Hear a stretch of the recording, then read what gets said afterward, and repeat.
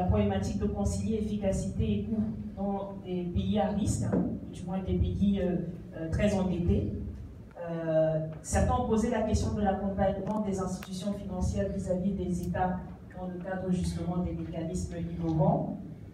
J'ai eu une question sur qui finance les projets innovants, les plus des projets innovants en tenant compte des réalités des pays de l'UMOA, principalement, et puis une question sur l'impact des financements innovants dans l'économie réelle.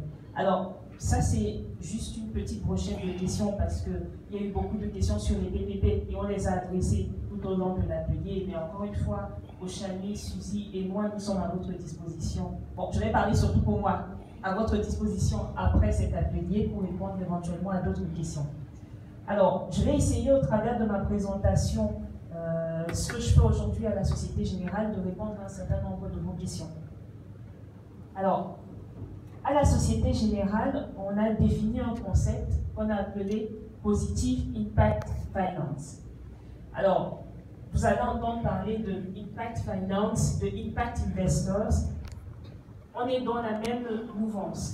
L'objectif, c'est quoi? C'est d'associer à un financement, à un investissement, un objectif d'impact. En gros, c'est de chercher à rendre utile l'investissement qui sera effectué. Je prends un exemple. On ne construit pas une infrastructure juste pour construire une infrastructure. On construit une infrastructure pour répondre à un enjeu environnemental, social ou économique.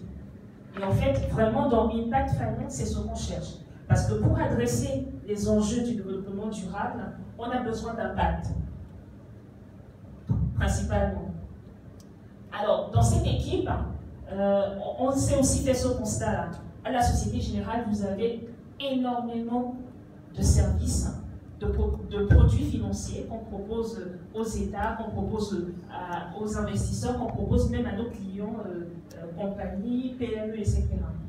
Et on s'est rendu compte qu'il y a une partie des financements qui ne sont pas adressés. Lorsqu'on parle du gap de financement des objectifs de développement durable, on estime à 2,5 trillions de dollars par an.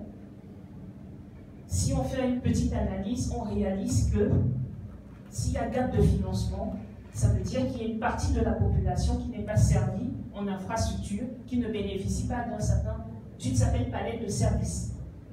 Et la question qu'on s'est posée, c'est pourquoi? Quelle est la raison pour laquelle on a un gap de financement aujourd'hui? Alors, la réponse logique de beaucoup serait de dire oui, mais il n'y a pas de financement. Oui et non. Ce n'est pas juste une question, encore une fois, de financement. C'est aussi une question de viabilité du projet. C'est une question de bancabilité d'un projet. Et c'est même une question de modèle économique à la base du projet. Et nous, on pense que c'est vraiment là qu'il faut mettre l'accent. Si un projet est rentable, il n'y a aucune raison pour laquelle le secteur privé, les banques commerciales, les banques de développement ne vont pas investir. Ce n'est pas possible. Surtout dans des pays où vous devez avoir sur un pipeline de 20-30 projets, souvent vous n'en avez que 10%, 20% qui sont financés en l'État. Et vous vous doutez bien que sur ces 10-20%,